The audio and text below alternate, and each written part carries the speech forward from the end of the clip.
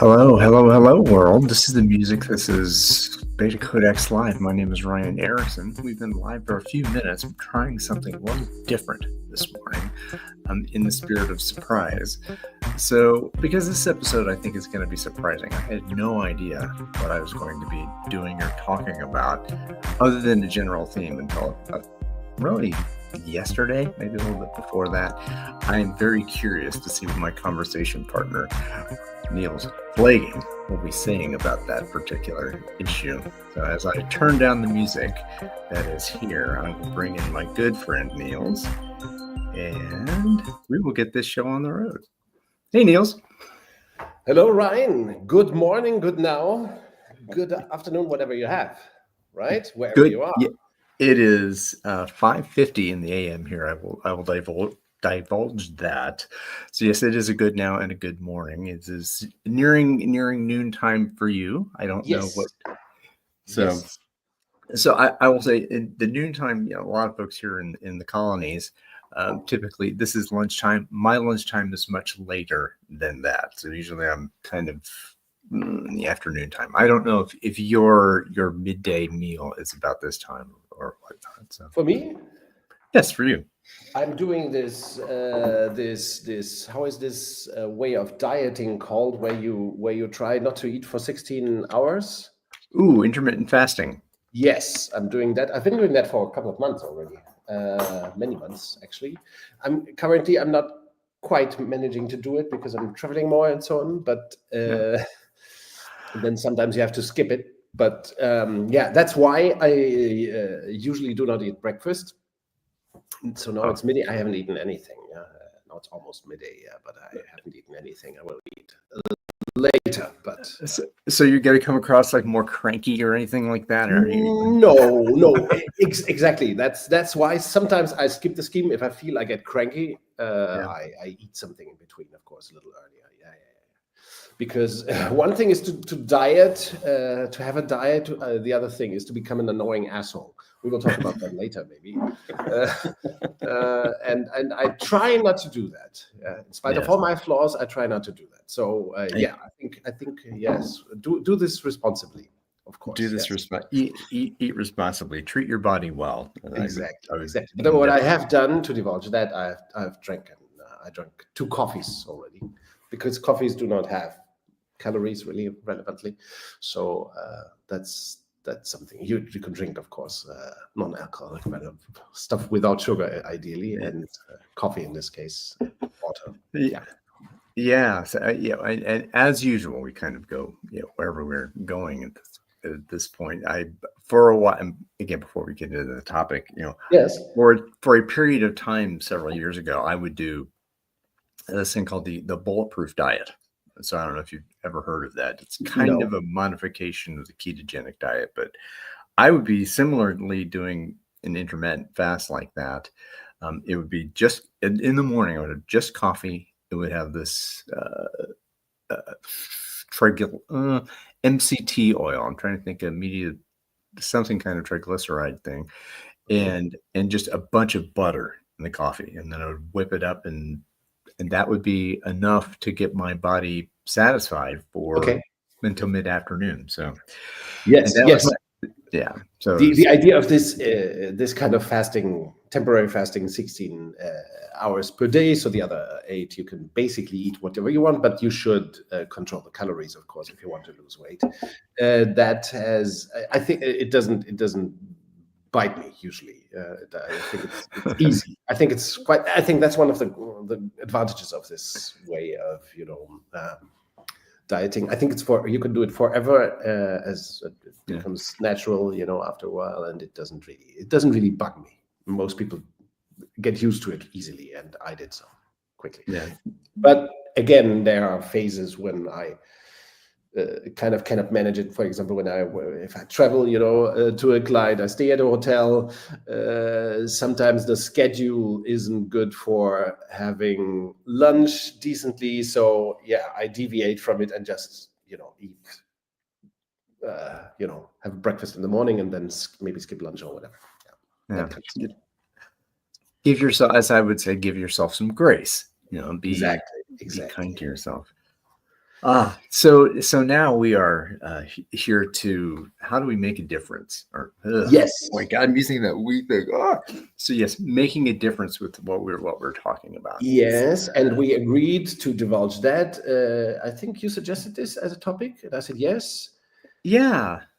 But what I noticed when preparing my little list of 10 things is that 10 things is an awful lot, and not sure if you thought the same. And there is the risk or the reality that there might be overlaps between our lists, right? Yeah. Which we didn't exchange in advance. So we will be both totally surprised by the list of 10 items, how beta makes a difference while we speak, right? Yeah. Is that correct?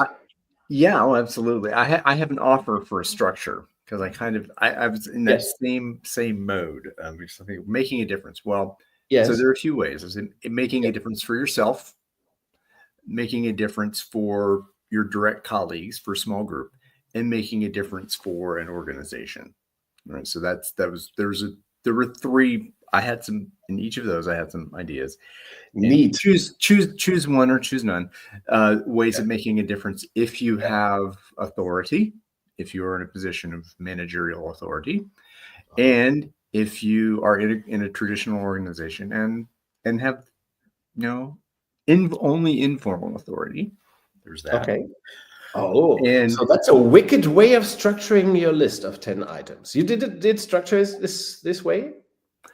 It was just a way I thought about it. Okay. What to think about? Okay, individual impact on the individual, impact on the group or team, and the organization and on society. Okay. And again, realizing that not everybody lives in this world of democratized, decentralized, and federalized organizations. That there is an assumption that the water folks swim in is this authority versus non-authority. I think that where you are in that particular mess can inform what kind of difference you can make. So that was that. And the last frame, I'll go first just because I thought of this crazy thing, is theory and practice. There are ways you can make a difference with theory and ways you can make a difference with practice. And you could certainly argue that the practice is much more important because that's real and you're making a real difference. But there's also a case for theory as well. So Okay. So with So that, do you want to go first with your list, or do we switch from between you and me? I would say I'll go with I'd say like I'll do 3, then I'll do 3, Okay. and then you can do 3, and then we'll see how that goes. Okay. And Good. maybe we'll get to 10, maybe we won't. Okay, so the 3 I'll choose to start with. The very, very easy one. Yes. Learn about the Beta Codex. Learn about Mary Parker Follett. Learn about Drucker. Learn about our friend Ron Purser. Learn about again all the your books, of course, and the books that we talk about here. Mhm. Do the reading, and by doing the reading, you're Yes. building your own knowledge. Again, this is for yourself. How you view the world. Okay. So, and viewing the world in a different way, noticing. I say that. Okay. That's the first point. That's the first point of individual level. So at a group level, a practical is to crafting SEAM agreements. To learn how to craft agreements with other groups that are currently outside of your own. So whether in a siloed organization, you start with what is our agreement making process, and not say you must do this because or else, or I'm going to tell on you to the authorities, but being with each other for each other in SEAM agreements. That was number 2. And at the organizational level, this was kind of an assumption from if you're currently informal authority, managerial authority, say no to individual performance measurements. Yes.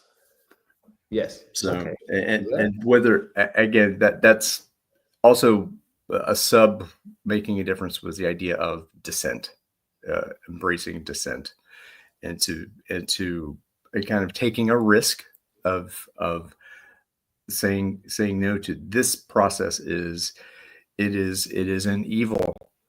It is an evil that needs to be named, and there's a reason to name it. And I dissent to that, and here's why. So that's my first trio. You can riff on those or offer one or two what you like. So it's interesting because I went in a totally different direction, as our listeners and viewers will notice. You went for the practicalities, right? Yes. For the practicalities. How does Beta make a practical difference for you now? How can you change the world, or in which ways? I went for the impact side, so it's rather different what I'm framed. Okay, I love it. Interesting. But I thought, can you repeat again the first, please? The first one was learning. Get savvy, right? I always get my little titles. Like in your case, it might be Get Savvy. Get savvy. Yeah. So that was get informed, read the stuff, learn the stuff. Yes. Do the reading. Do the reading would be more. Yeah. You could do the reading. Okay. Yeah. Do the reading. Do the fucking reading, as Americans would say, right? Or Germans in this case. Also. And the second was? The second one was SEAM agreements. Craft agreements in the organization. Now I'm trying to wrap my head around your structure. Okay, the first was personal. This is organizational. Then group. So switch from targets, etc., and meetings and decision making to SEAM agreements between teams. Is that it? Yeah. I think I kind of muddled the last two, small group and organization, because SEAM agreements applies between teams. And I think working agreements, as in the folks in the Scrum world would say, let's have a working agreement. Yes. That's also a good, if we are in our group here together, we hold each other accountable, we respect each other, and it's upon us to create an agreement for how we as a we are going to work together. So yes. However, isn't it what you mentioned in Agile, isn't this more to in intra-group, in a group relationship, Yeah, team there. relationships.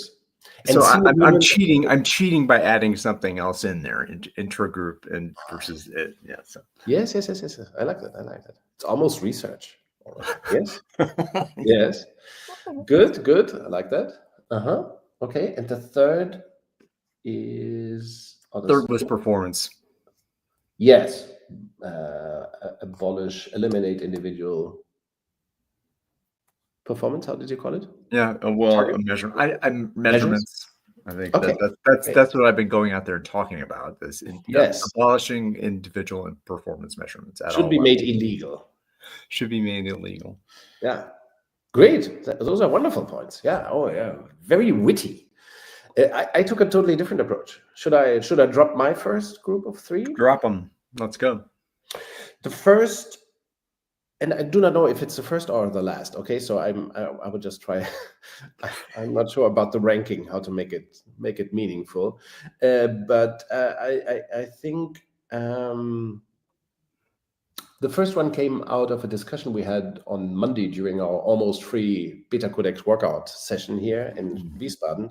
We had a good discussion, I think, about that our scene, let's say, of organizational development, agile leadership management, self-organization, however you call it, our scene, so to speak, has a certain aversion or a certain inclination to accentuate the humanly topsy-turvy also stuff, people centric. It's about humans, it's about people. The squishy stuff. Yes, we make it it's not squishy at all, really, but we make it squishy. I include myself here. In our scenery, it's en vogue to talk about, the humanity of it all, but not at all about the business side of it all. So we tend to describe Scrum, for example, as something, or agile or organizational development about being about fun and about liberation and being vivid. But it's ultimately Beta also has another side that is at least as important to say. We care about competitiveness and profitability. Organizations, now we're talking about for-profit companies, right? Organizations must be for profit. They must be profit. Even nonprofit organizations have to have revenue. Exactly. Yes, and they must be in a different way profitable as well. Yes. Yeah. Let's not focus on that to not make it more complicated than it should be. But if we think about companies, Beta is the best way to make a company for profit. Profitable, competitive in a profitability sense. And of course, the idea, for example, the squishy topsy-turvy stuff, it has led to all this embellishment of, and over-exaggeration of stuff like purpose, which is really the super fluffiest thing, or culture. And the opposite is, if we turn a good profit, if we have superior performance against our competitors, financially, then that would be so much fun. We can have so much fun, but we have to make the business profitable and competitive. And I think we have not sufficiently appreciated often this aspect. Not that we haven't talked about it, of course, but sometimes we fool ourselves that it's all about. We, as in the profession, which is actually an interesting thing, is there a profession of organizational development? But that's a whole other topic. But so that's what you're saying, that in this field of organizational change, shall we say? Yeah, and I am in my first point here is my first suggestion is, how is Beta making the world a better place? By making organizations truly about profits. I mean, the opposite. On Monday, we also discussed that, decades ago, Edward Deming said this thing: nobody gives a hoot about profits. Today, we would obviously say nobody gives a shit about profits, right? The reality of command and control, of alpha, of authoritarian paternalistic management is that it doesn't give a shit about profit.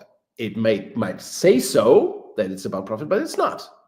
All kinds of waste is allowed. All kinds of bullshitting is allowed. All kinds of, waste of time, effort, humanity. All kinds of wastes are allowed. So look at the large companies in this world. They're not at all about profit. Not at all. Nobody gives a shit about profit, really. I think Deming was totally right. So Beta, in a way, wants to make companies about profit again. I have to write this down because this is a whole other episode, I think. Yes. I mean, we are highlighting different things. So this is my first point. Beta. One of the benefits of beta, and I'm coming from the impact or result side, and you are talking about the changing working the system side. I suppose we will see after. But no, doesn't matter. I think we have a lot of diverse ideas and concepts here in this session. Yeah. My second. So for profit, that's my first point. My second is the political place. Beta acknowledges that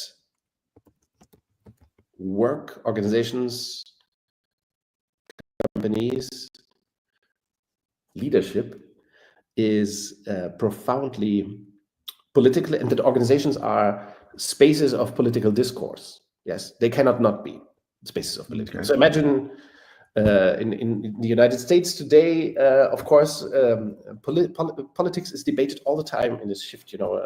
Trump just won the election, so of course, organizations are preferred spaces of encounter where those things are negotiated. This happens less if people are imprisoned in their home offices, but if they are liberated at offices, at good offices even, and if they can meet around the water cooler or coffee machine, then politics is being negotiated, for good or for bad. So in many ways, beta organizations rely on discourse, like you mentioned SEAM agreements already. We mentioned Agile, which is all about substituting bureaucracy, technocracy, and steering with conversation as well. And beta is even more about discourse, conversation, liberating conversation at work. And so if we want to make organizations democratic places, if we want to preserve our democracies, there's no way around beta in my mind. So I think one of the first was for profit, the second is for democracy. Oh, okay. Yes, and the third is I call it business, not business. Business, not busyness. I'm not sure if there's a book out there or somebody saying this already. I'm not sure if I copied this or if I came up with it, which I doubt. But focus on the work, not on business. Yes. Yeah, it feels familiar, but I know. Don't mistake accomplishment for activity or activity for accomplishment. Yes, exactly. Or work for mere being busy or being active. I see that, for example, at my clients in the consulting work. I see this, that when we start, the focus is usually on the business. I'm for example, everybody now can see my agenda in Outlook or in Teams or whatever we have. So I have to fill it. If I'm a good salesperson or if I have certain professions, I need to fill my agenda up for 2 or 3 months, so that I can claim that I'm super busy, overloaded, even that we have to hire more people because there's so much work. But nobody gives a shit if there's any kind of outcome. If we can talk for ages about problems and others and blaming people and saying how stupid everybody is, how terrible the marketplace, and fuck the competition and so on.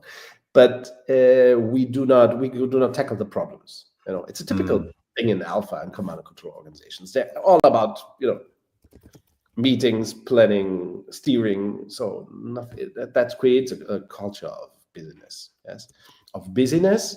So beta is about returning to business. Yeah, business instead of business. And you might say back to work. Drive out the faking, so to speak. So I think that's a trio of topics. For profit, for democracy, business, not business. Yeah. So again, I had to write it down here as well. At least we didn't have the same things. That's a good thing. No. I think there's because I was also kind of back and forth on the. I think we have some same stuff here, but the reflection I have on what you said, the idea of nobody gives a shit about profit. Yes. And that whatever agile organizational change has this softness to it, and this but that and this, and maybe I'm coming at it from differently, that the reality is that the people stuff, the you and me stuff, the us being in dialogue together in a democratic process, that is the hard stuff. Well, let's talk about business. Let's talk about how our group of people is going to do this. How are we going to build this product? How is it that we as a group respond to something coming? What is it that's going to happen? Well, we don't agree here. So that kind of leads into one of my other topics, but I think we could certainly have a spirited conversation about what humanity in this human-centeredness means, and that I have some feelings about that. And I will come back to the humanity side of it all. I'm not understating it. I just what I just think it's a serious problem, right? Because if we want to make beta happen, we cannot just talk about it as if it were a personal liberation thing or a feel-good method. But the marshmallow game. Exactly. It's not the marshmallow game. It oversimplifies what it's all about. It's about making organizations more competitive and make people feel great, through the work, not make people feel great. Because that's the difference between drugs and work. If you want happy people, give them opioids. There's a quote. Give them opioids. Yeah, that makes people happy for a while. Yeah. But beta is about the views of BetaCodex Live do not necessarily reflect the views of the BetaCodex. All of this purpose bullshit. The real thing that people want is accomplishment, togetherness, feeling of and that doesn't come for free. It doesn't come through just doing Lego serious play or design thinking madness, or post-it hell. Post-it hell. I've created post-it hell myself. Yes, I've done it myself as well. Or talk about values. That doesn't make people want to accomplish something. They want to see those fucking pyramids built. There's a difference between talking about purpose and acting on purpose. Yes, acting on purpose with intent to make a change happen as a result of what is happening with you and me or us in the group. I had this conversation. We had this conversation yesterday at a client. That it's so tempting to be talking about the work without getting to it, without acting on it. To talk about the problems and to feel good and to smoke. People smoke at that client. Some people, a lot of people smoke. I do not know why that is, but it's a tribe probably. So. And then they exchange, and they laugh, and they call, and how stupid that is, and so on. But they don't get to work, Instead of getting, you talk about how stupid things are instead of getting the feature out. How long would it take to solve the problem? 2 days. Why do we talk about it for 3 days? With 20 people instead of solving it in 2. Oh, I love this into a business, into a feature, product, whatever. In this case, it would be a feature.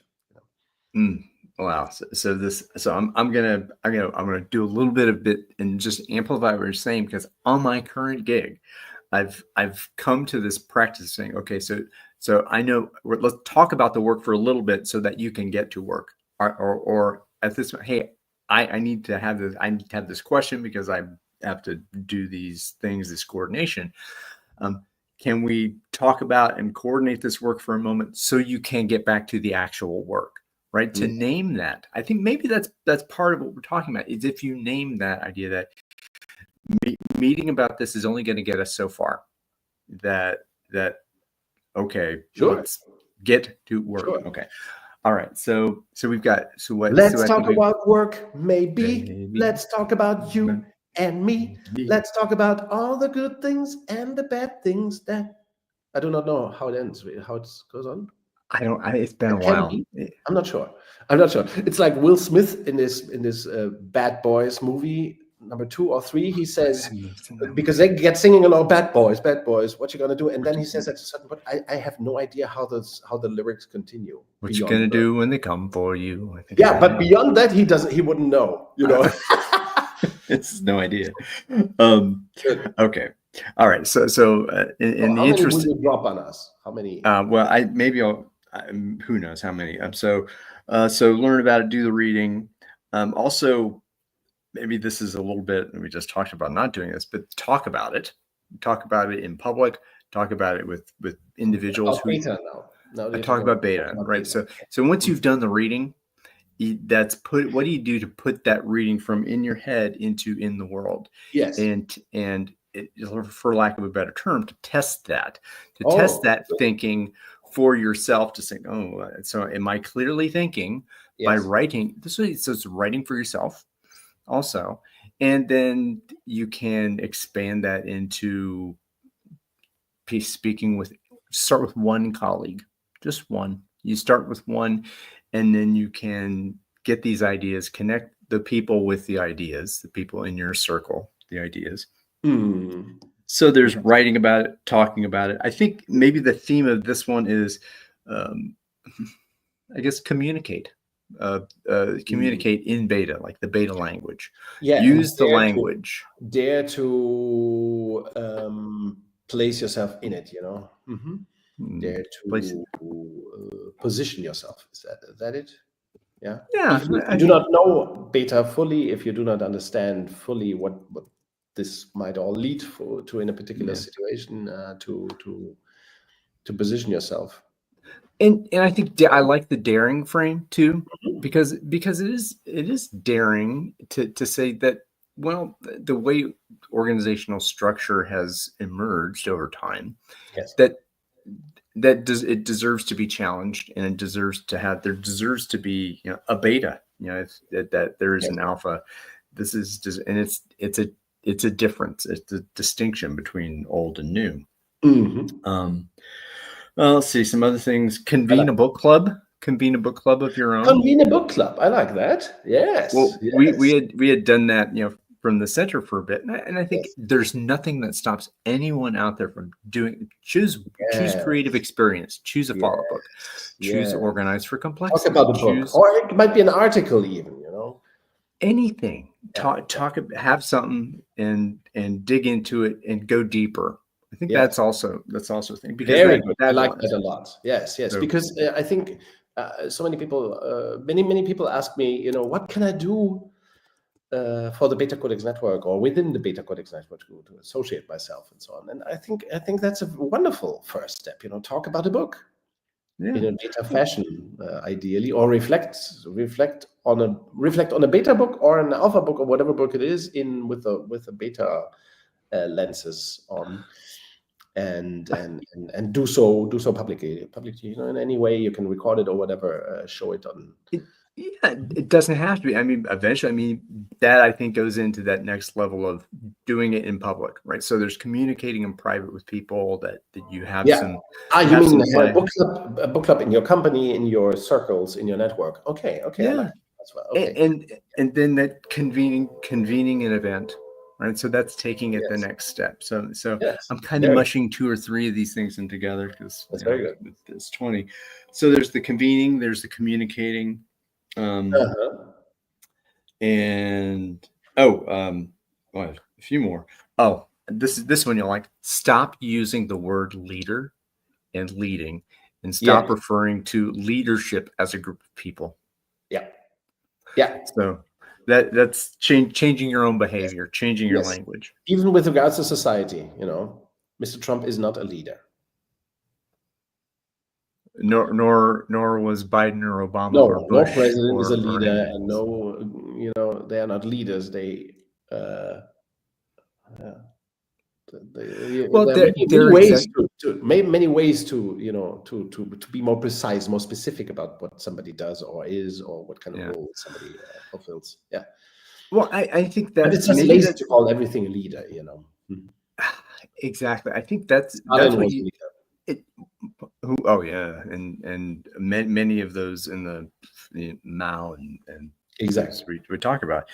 But I think this gets also to the core of what was flipping my head around for a long time. When it's like, well, leader. I mean, why is leader such a bad thing? And why is, so there's so many words that are criticized as you observe them and you get into this stuff into Beta Codex, into that work, is that what I've learned from a while is that it's important to be specific, to get in and be specific. What are you talking about when you say leader?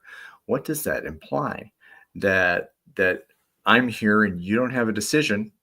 I'm going to drag you along, or Yes. that, I mean, and Stop there's the lazy talk. That's one of the things that you imply. stop the lazy talk, right? Yeah. So be precise, Yeah. precise, and that's a process, of course. It's not something that you switch on or flip on. That enables, if we challenge ourselves to stop the lazy talk, that will also make us learn more, about what we actually mean, what we actually want to discuss and socialize among us, agree upon. We have to be specific to get that learning process going again, instead of the dumbification of calling everything leading or everything planning or everything becomes motivation or whatever, and our leaders' culture after a while, So what are we talking about? What do you mean? I depend on my leader to motivate me. Ugh. Yeah, exactly. And culture improves. Mm-hmm. Yeah. So let me see if there's the other thing. Oh, I think that was the last burst of this. So I think I'm up to six or seven. Maybe I'll say like 8. Yeah, I think you just shared 3, right? So yes. Again, I'm coming with the what are the consequences of beta? The consequences of falling. That's another great song, but not consequences of falling here. Consequences of beta. Drive out assholism from work. Which I think is very important. Sometimes we cannot drive the assholes out of our country, as the U.S. election has shown. Elections all over have shown. Yeah, we will have one in February as well, where it's about not letting assholes gain too much power as well. So, stumbling into that. But drive out assholism at work is a very serious challenge, I think. 5 years ago, I would have not used the word, or 10 years ago, I would not have used the word in a podcast session or something like that, or even on stage. But then there was this book by Robert Sutton or somebody about asshole bosses or something. I was shocked when I saw this. Don't be an asshole. And I also became envious. There was a best-selling business book about assholes. I'm not sure. I know what you're talking about, but I can't, for my How life was of me, it I can't called? think of I do not remember how it called, but I felt kind of bad, because it was such a paradigm shift to use that in a business book title. On the other side, I envied the guy a little bit for daring to call his book like that, and for me not having been the first to do that. So what beta is ultimately also about is it's about profit, it's about democracy, and it's about driving out assholism of work. Ideally drive out all the assholes over time. Of course, they keep creeping in, and people sometimes transform into assholes, or they drive out their inner asshole. So you never get this, like waste. This never gets done. You never eliminated all the waste, right? Well, but if you are an asshole, you are eliminating the waste, aren't you? So it took you a moment. I didn't quite get it. Can you repeat? That's how the waste gets out, through the assholes. Yes. So, okay, so I didn't want to get too scatological here, but the book, I like, what the hell's the name of the book? It's The No Asshole Rule. The No Asshole Rule. Yes. So not a great book. Not a great book.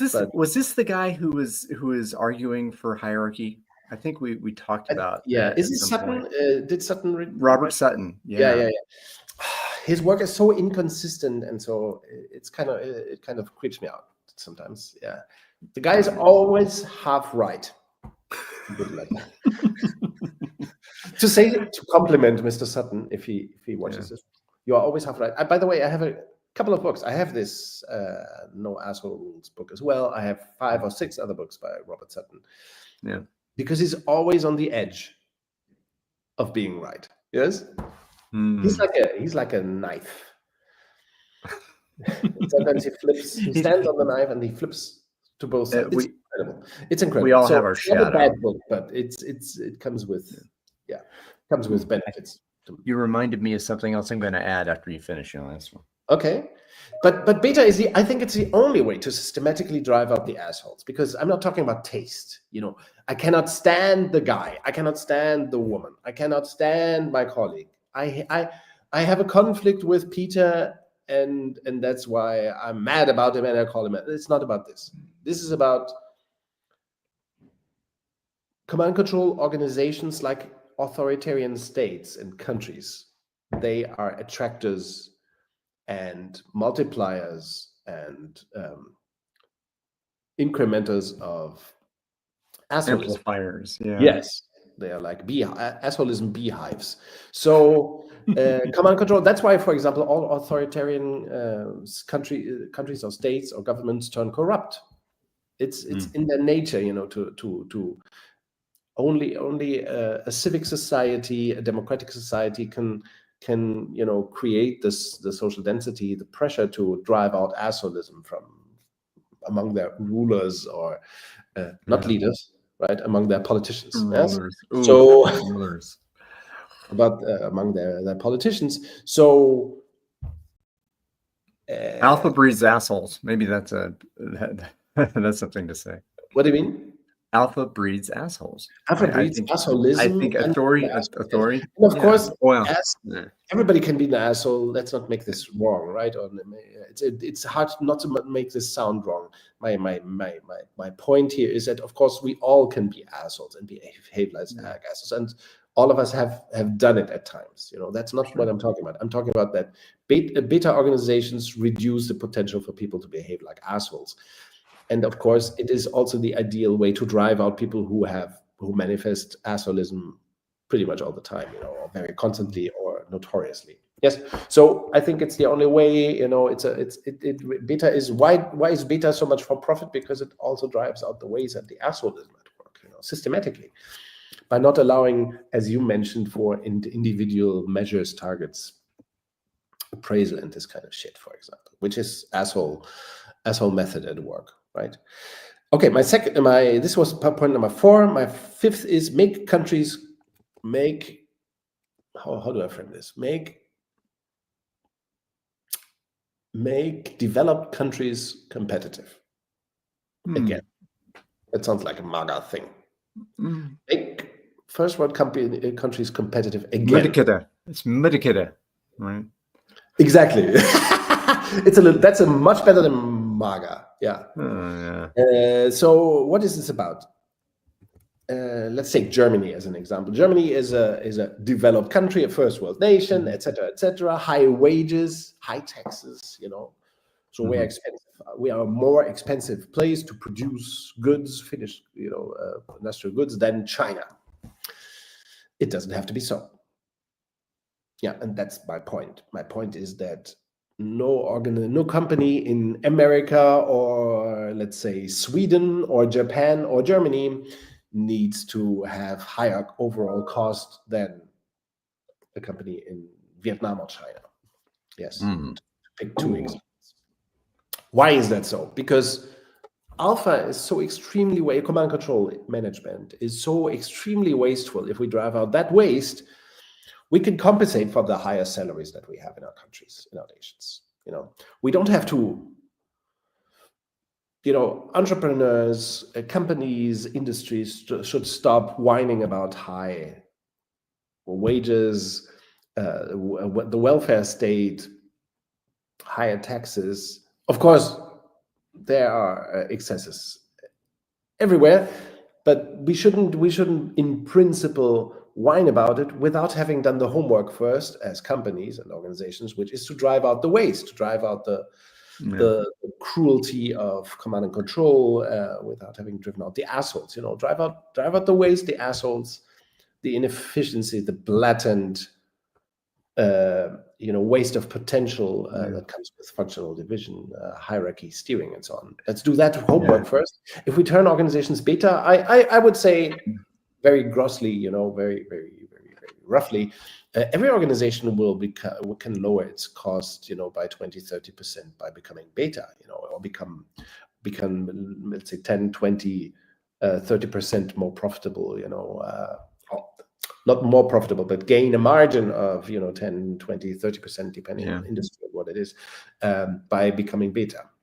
So yes, and in that way, if we beta is a way to make countries more competitive as well against other Oh, countries yeah. without having to raise tariffs and barriers and without um, without isolating your economy, which is, I fear, something that will happen in the next year, also driven by Trump politics. Yeah. Yeah, so I think it's the only way ultimately, and this is a Deming thing again. Maybe I was inspired a little bit too much by Deming, or a little bit by Deming. Hearing it. Yeah, because Deming also said this. Collaboration is the ultimate way to competitiveness, and not alienation and separation. Good. Does it make sense? Yeah. Oh, absolutely. I wrote some notes from what you're saying. Kind of, I talked about. So, do you have another one that you'd like to share before I reflect and share? I have one more. Yes, it's called potential, not learned helplessness. Okay. Yeah. If we want to liberate potential, we have to drive out learned helplessness. Learned helplessness is everywhere in alpha organizations. It's notorious. It's the normal of command and control. Learned helplessness. And so it's an acquired taste for failing, an acquired taste for being miserable, an acquired taste for being wasteful about one's own time and resources and results and client relationships and so on. Opportunity. Learned helplessness is everywhere, and I think it's, again, to talk about society, it intoxicates our society. So the learned helplessness at works freaks out people, makes their lives miserable, and makes our societies, or it at least it threatens our societies. So Beta is about liberating this potential, drive out learned helplessness, make people more hopeful, and ultimately, of course, happier at work as well through accomplishment. Ooh. I'm thinking of all sorts of little taglines for these things. Okay, yeah, throw them at me. The taglines, if you want to share them. From helplessness to hopefulness. I think that was one that you're talking about. Yes. I was. Yeah. It's nice. Yeah, yes. And I think, but hope is not a strategy, but it's, if you are hopeless, then hope is not a strategy. That's great. Yeah. So okay. So going back to on the drive out assholism, I think it said alpha creates assholism also because people are, they can do anything. Yeah. It can do anything. Alpha creates assholism. Beta creates belonging. Yes. So I think that the other thing, this is from the reading that I hope we'll get into either next week or the week after, the Confronting Our Freedom book by Peter Block. Yes. And that said, drive out assholism. I said, drive out the evil. Yeah, and that is to name that evil and kind of that evil processes, evil structures, and those kinds of things. That what is the harm coming from them? I think this people being an asshole is harmful. It is. Yes. And this leads me into another thing that you said in the criticizing. When you criticize the work, not the person. You were very, very, it caught me on the whole Sutton thing too, is that well, okay, so this work is shit, this work is good, and but that's not like he's this awful, is that this work is, I dig this work, and this work is a piece of crap. So criticize the work, not the person. The other thing, and this kind of is an insight that came up from making developed countries competitive, at low cost everywhere, minimizing labor costs is lazy. Labor cost is lazy because it absolves responsibility from looking at the system. Yes, striving for meager, miserable salaries is evil, inherently evil. We must, we must make organizations better, not minimize salaries in organizations. And we have to, if we improve value creations, then we can afford the better salaries. It's a virtuous cycle. Yes, exactly. It's we have talked about this repeatedly. I think that there's a virtuous cycle. If you damage the relationship, if the organization damages its relationship with its people, then there's no way to win the game of business. Yes. I mean, this is This is something to learn from Southwest Airlines, and I will come back to it in a moment as well. Yeah. Mm. Yeah. Well, I get this is a couple of things that it takes. Trust takes a long time to build. It takes a long time to build. Yes. I mean, so if you start from the point of I acknowledge you, I'm going to believe the best about you, and that to start with this baseline of just general human dignity and respect for human dignity. And if you break an agreement with me, then you lose that in default trust. It happens in a second. And then to build that trust back takes a long time. And this whole idea of being in consequence with each other and that stuff, that's the real stuff. That's the humanity of it. Yes. That reminds me of a case, right? Of a almost beta case, Zappos. I'm not sure how Zappos is doing these days, but Zappos took a long time, and a lot of care to create this incredible culture, as they like to say, this incredible system, and then Tony Hsieh introduced holacracy, destroying all the trust at once, and frustrating everyone, having the best people quit, and crushing self-organizations through holacracy, obviously. And it took him a long time, I think, to see that mistake, and he failed to correct it fast. There is this book about Tony Hsieh that we might mention. Delivering Happiness, is that the one? No, the one about him. Oh. It's a biography of Tony Hsieh. Okay. After his death, Happy at Any Cost. I recommend to read this book. It's not a fun reading. It's not a fun read, but it's a biography of Tony Hsieh, written a year or so after his death. I also appear in the book, by the way. Yeah, I remember you talking about that workshop in Berlin, and so I'm I'm also your character, a character in that book, a very minor character, but I'm a little character. Another character in the book is a musician. Not sure if you know that Tony Hsieh had a very close friend, a musician, Jewel, the singer-songwriter. Wow. Wonderful, interesting. Yeah, they were close friends, and Jewel. Amazing scenes. I'm looking for. I hope this at some point will be filmed.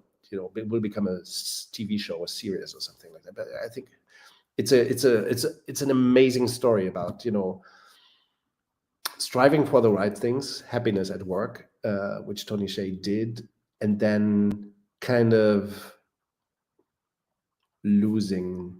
It's like a Jim Morrison story. A cautionary tale, I think we said. A cautionary tale, yes. And Jewel plays a magnificent role in this book, as she was one of the friends who then,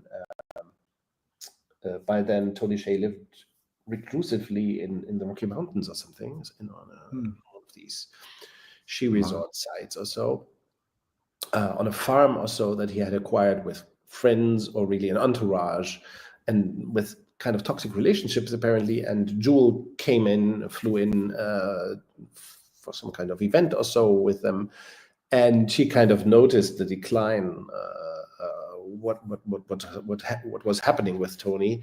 And it's a marvelous story, very, very interesting, very well written by an amazing journalist, Kristen Grind, who interviewed me later on, and Catherine Sayer. So excellent book, highly recommend. Yes, I at some point I hope to have some show notes on one of our episodes, because we talk about all this stuff. I'll have to have the AI process it into something, but I have taken down the name of the book in the notes. Yes. Happy at Any Cost, right? Happy at Any Cost. Let's see. A few here. Where are we? We just get 6 points, right? Do you want to? Yeah, we'll get to 20, or we won't, or who knows? We'll probably we could chop this up. I have 4 more. Oh wow. Okay. You so don't have 4 more? Well, let me see. Oh fuck. I probably have that. So one, I do have at least that. Utilize large group process.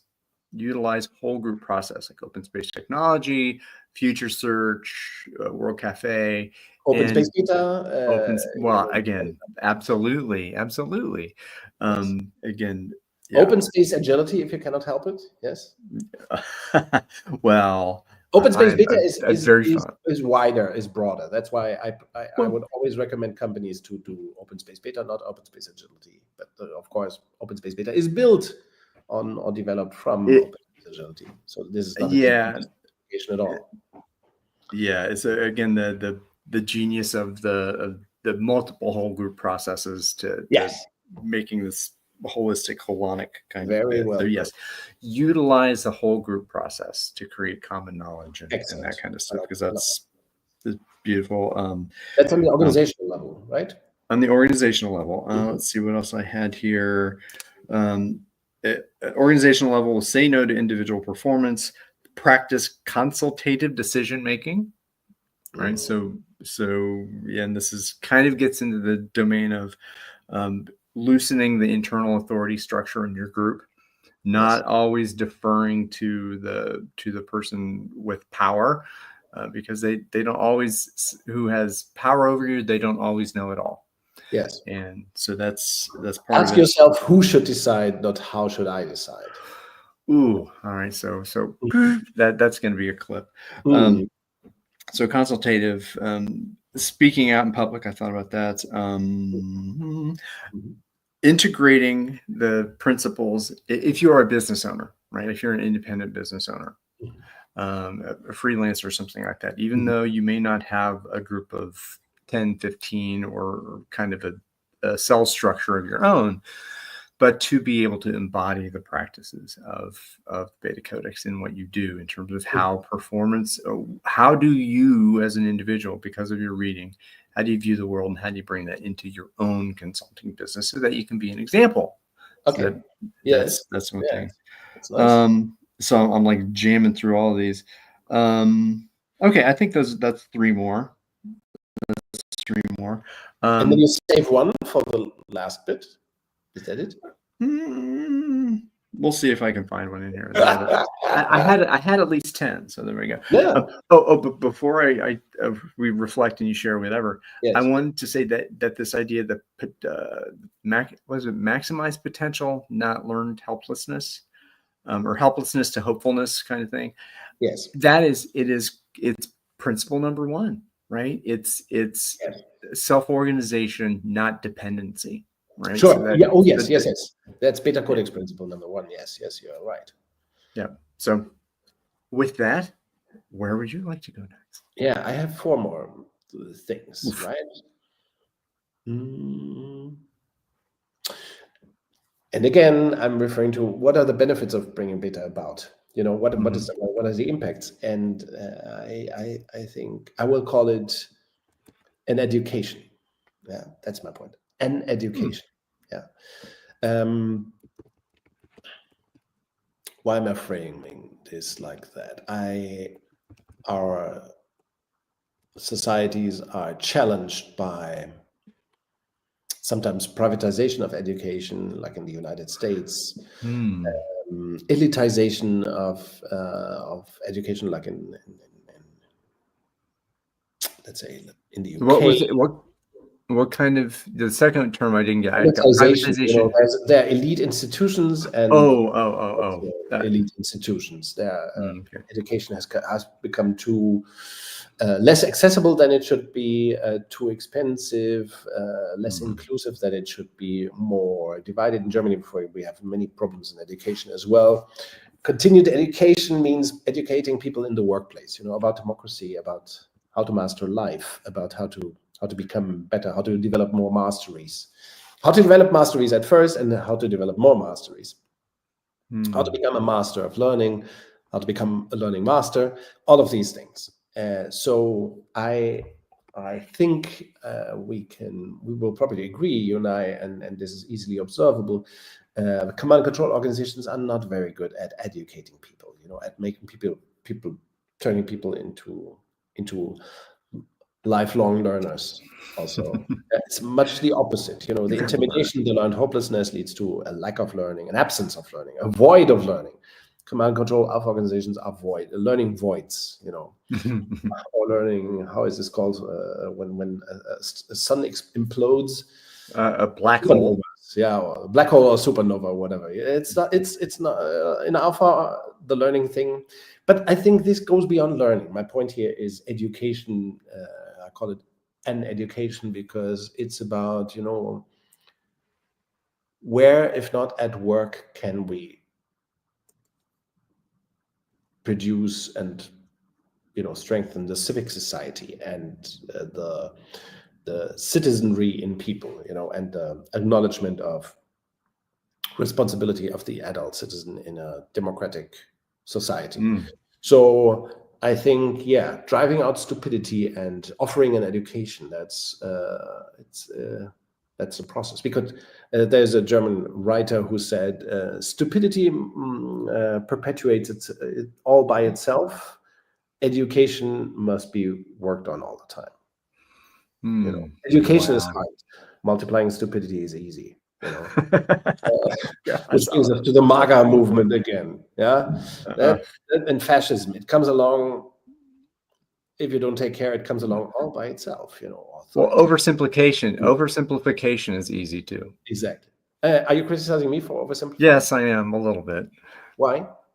Well, just because someone wears a red hat doesn't mean they absolutely believe everything that's foisted upon them. That's true, but at least you are willing to position yourself next to other people, fascists who wear the red hat.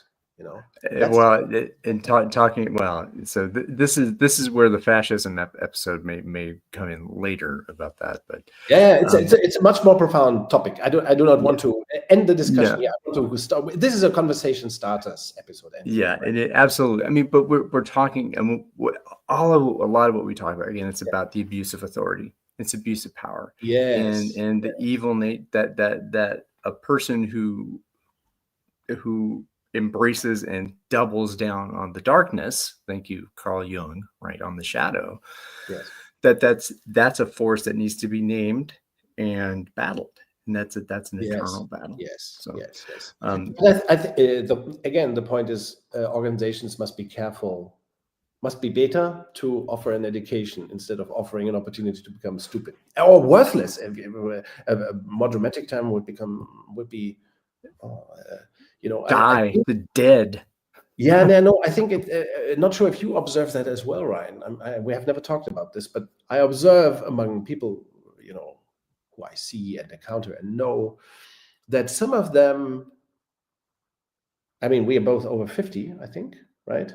Yeah, so we are not that young again. I'm 53 as well. So I observe quite a few people who are our age or older and who have become kind of worthless in society, who they might be well off, but incapable of finding a way to create value to meaningful contribution, yes, or some exactly. kind of. They become, and then and it's dramatic, I think, when they know that. I'm not like a software developer who became a manager 20 years ago, now cannot develop any software anymore, and as a manager has never been really good. That kind of stuff, Yeah. Or somebody who is now supposedly accomplished and writes on her Twitter profile or his LinkedIn profile something like, how are people called who have a little bit of money and fool themselves that they are angel investors in startups? Well, gosh, boy. But charlatan? No. I think it's not charlatan. That's not what I mean. I mean people who fool themselves that they are shark people, in businesses, that are investors, angel investors, but they really just do not know what they could really contribute and what they should contribute. I could talk about this for ages. So if we do not want to become users over time, we have to drive out command and control from our organizations. That's what I'm trying to say. If we want to also make the potential of older people like us and even older, useful, we need beta organizations to make that happen, because, people like us, we want a little bit higher salary than people who are 25 and join the job market.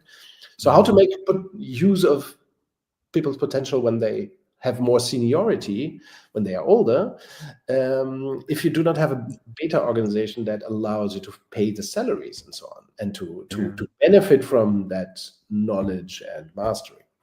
Well, and this comes down to when someone talks about leadership or being a leader, what does that really mean? We've talked about this before too, is that when you are at a level of mastery, you put in the work, you've done the reading, you've done the practice, you have this level of skill that is far beyond, a young person who just through ignorance of not having lived as long as you. But if you've lived this long, Yes. you've taken the time to be skilled, gain mastery, Yes. and that develops a sense of responsibility, a sense of I don't know, meaning or whatever. I guess it's responsibility. So because of that, I'm taking responsibility for this decision, right? So I mean, there's a real fine line between I'm taking this and you're going to follow me. Other than that, here's Mike. I have this capacity, and having a real conversation about I'm responsible for this because A, B, and C, and I'm happy for you to help. I mean, it's a bigger conversation, but taking responsibility for me, that is this fluffy word. Leadership can mean a billion things depending on who you're talking about, but taking responsibility for something to happen, that's a whole different thing. And sharing that, it's taking responsibility. So I'm going to shut up with that. By the way, you just made me think of this additional layer, and not a topic for today maybe, but I think there's nothing sadder than a company that fires people, or older people, because of their higher salaries and because younger people are cheaper. That's the ultimate admission of incompetence, failure, and irresponsibility. The Peter principle, right? So that was the point I was trying to make, was that it's as you have gained experience over time, you commit to your own mastery, that you are capable of taking greater responsibility, and then there's a reward that you have an impact. That impact is recognizable, and if you're having dialogue, that you will have a greater contribution, and that to be transparent about it. Exactly. And I have come to believe that only beta organizations allow for people who are 40, 50 or above, or 60 maybe, even for them to find interesting roles, challenging roles, worthwhile roles, value creating roles in an organization. I think alpha organizations are terrible at that, because rather promote those people into management positions or fire them. What kind of culture is that? It's a culture of making turning human beings into trash, really, or treating them like garbage. It's so disgusting. By the way, that's the next topic. I think beta contributes to two things. That's my point number 8, and it's beauty and love. I think beta is really about beauty and love.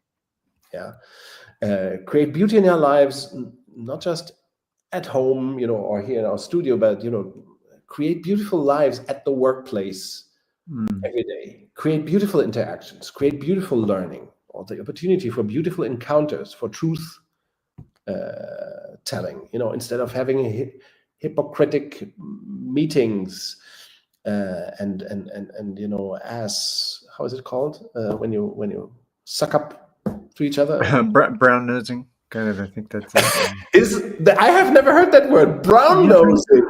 Oh yeah, does that exist? Yeah. I've never heard that. That's fantastic. Okay, it's against brown nosing. It's about beauty and love. That's not the opposite of brown nosing and shit. Yes, exactly. The culture of falseness and hypocrisy.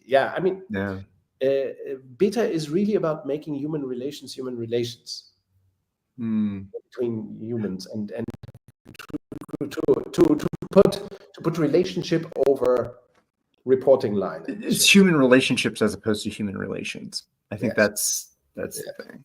And that of course takes us back to Southwest Airlines as a case example, which has always advocated that their way of organizing, of creating a better organization, is about love. It's a love company. That's why they have their stock market index. LUV, right? Is LUV, yeah. So I think beta ultimately is about beauty at work and love at work. Yeah, not the sexual thing, of course, but loving relationships, human relationships. No? Yeah. Boy, to be able to be distinct and mature and an adult about what that means to show love for one another, and to have loving Respect, care. to earn trust with each other. To earn trust, to me, trust is banal, but to earn trust, that's the thing. Why does everybody talk about trust all the time? This is about earning trust. Beauty and love is about earning trust with each other. I have to work to gain your trust all day. Every day, every episode, we have to work. To earn each other's trust, and I think that's the interesting process. Not if we do I trust. You hit on something else too. I think this is an insight of, because we talk about culture being a lagging indicator, right? Culture is the shadow of an organization. I think that trust is the shadow of respect. It's the shadow of trustworthiness. And because I hear that, it's like, yes. If we trust each other, right? That at its nature is a relationship. You can't have, well, I guess you can have trust in yourself, but that's kind of weird. But when we're talking about confidence, I prefer to call that confidence. I can trust myself. That's confidence. I'm confident. So trust is a lagging indicator of relationships, a good relationship. Oof. And wow, respect too. I mean, I gotta say, a core respect. I respect your human dignity unconditionally, right? And because of that, you and I, if you respect me and I respect you, we can have conversation and dialogue and build a relationship that can establish trust. So I think that's what you allowed to emerge in me here. So my point number 9 and 10. You've got another point. Yeah, this was number 8. But this is easy. The two, like the last two ones become more specific, more like yours, I think. Okay. I call number 9 deserve to know. People deserve to know. At work, we're talking about work. What is one of the benefits of beta is that people will know. They want to understand the numbers. They will know the numbers. They will, over time, increasingly understand the numbers, interpret the numbers, have a voice. Take charge. That cannot happen in the absence of transparency. This is, of course, very intimately linked to one of the BetaCodex principles that is about transparency. But deserve to know, it means, and I got to know when I wrote up this list of mine, I thought, about this current client of mine, where when we started and I looked at the reports, I asked them to send me the reporting stuff, the internal reports that they had about the figures, the numbers. And I didn't get much. There was nothing. It was clear that in that company, nobody knew the numbers. Not even the finance people understood the numbers, ultimately. And nobody knew. And there were consultants and software developers and, salespeople. Nobody understood the numbers and what they meant, the state of the organization. There was no way, But people deserve to know, we dedicate our time to work. So we deserve to know. What we produce, what the financial results are, if our company is healthy or not, if things are declining or improving, why the cost is what it is, why the sales, the volume of sales is what it is. So we deserve to know. And this is a democratic thing. This is even the basics. One of the bases of democracy is to know. And in organizations, that means sharing the numbers, opening the books and keep them open, having a fast close, have relative targets, which is our approach to that encompasses it all. So deserve to know is my point number 9. And the 10th thing is very personal: good income. I think beta is the only way to produce good income for people at work, everywhere around the world, because the misery of command and control, it stifles profitability. We've talked about this at the beginning. It stifles profitability, it stifles organizational health, it increases waste, makes everybody's lives miserable, but also disenables, it makes paying decent salaries impossible. So yeah, we want good income. We want organizations to be profitable, and Beta wants good income. I want mine. We want money. Show me the money. That's another movie, right? Right, Jerry That's a Maguire. movie with Tom Cruise, I think. Yes, indeed. Tom Cruise, Cuba Gooding Jr., Renee Zellweger, I think. Show me the money. Yeah, and organizations should show people their money. There should be profit sharing. There should be decent, good salaries. As Alfie Kohn says, people pay people fairly, pay people well, pay people fairly, and then do everything to stop take money off the table. I think that's to do everything to stop people from having the money on their minds. Yeah, and so if you're fighting from survival, that's not a good place to be. Exactly. That's it. That's my number 10. That's it. Oh wow! So I have that's a lot of topics. We jumped. It's the jumpy episode. We started in an unusual way and just kind of went into it, and I think that was great. So I have a couple. Just as I was listening, I kind of wrote a couple things down here. Good. One thing that I had been toying with for a long time. I think this is another piece of maybe we can go forward. That you wrote a book called Organize for Complexity. Surprise, surprise. You know the title of your own book. I think in this whole benefits of beta, we're talking about educating for complexity, and that providing education. That's this baseline of that we're talking about. What you got to know, you got to do the reading well. Why am I doing this? Am I doing this reading in order so I can budget better, in order that I can control people better? No, there's a different kind of reading that you can do. And there's a different kind of education that can be provided. And it doesn't have to be through the elitist, exclusionary hierarchies. And it can be informal and intimate. I think that's what I educate for complexity. I would like to go there with you at some point. And people deserve to know, acknowledge reality. That be able to view and see the world as it is, and communicate effectively about it. I think those are the other one. I said we talked about helplessness. I said that's dependency. That's the first Beta Codex principle. But yes, well, great. Hopefully this will get clipped into many little clips, because I think we've gone through a lot of wonderful stuff today. Yes, and it also was fun. I can say it was a good time. Well, what should we? Are there any announcements that we have to make? Any news?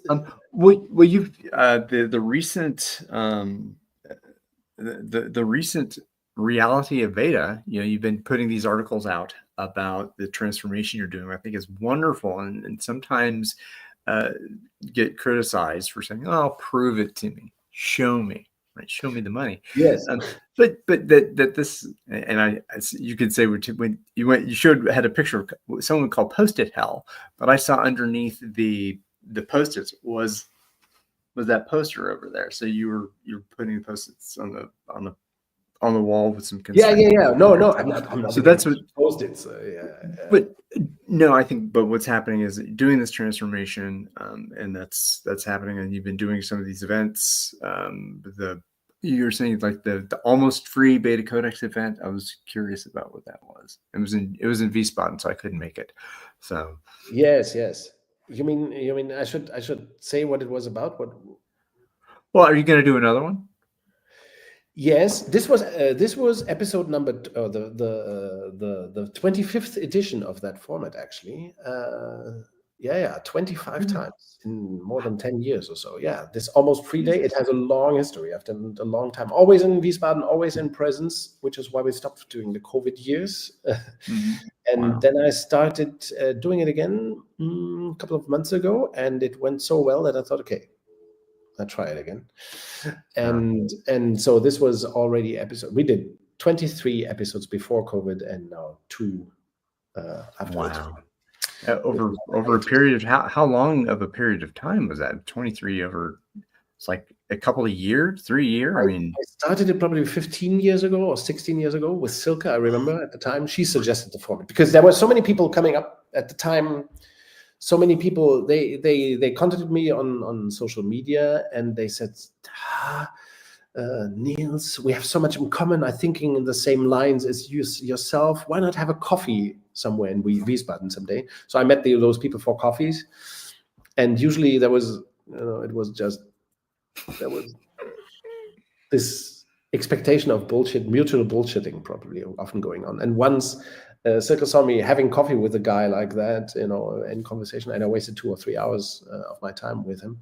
And she said, she walked by, and she said afterwards, Niels, you looked, you had this look of suffering in your face. You were so hopeless. I can hear her saying that, by the way. You have to stop the coffee drinking with strangers. You have to create a format where people who are true friends or who want to be colleagues, who want to who aspire to doing something with Beta, like yourself, of course. But you're not in Wiesbaden and not speaking Germany. But the idea was to create a format, a workshop format, an almost free format where people can come, have serious discussion, engage in serious discussion with a group for a day. And I started this format, and since then I haven't suffered that much.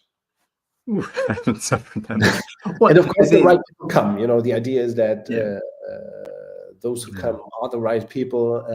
The format is almost free, but not entirely for free. We host it fairly so everybody gets invited for lunch. We take care of all the coffee in the world on the day. We have nice conversations, but serious conversations on Beta and everything around it for a day, 6 or 7 hours. And sometimes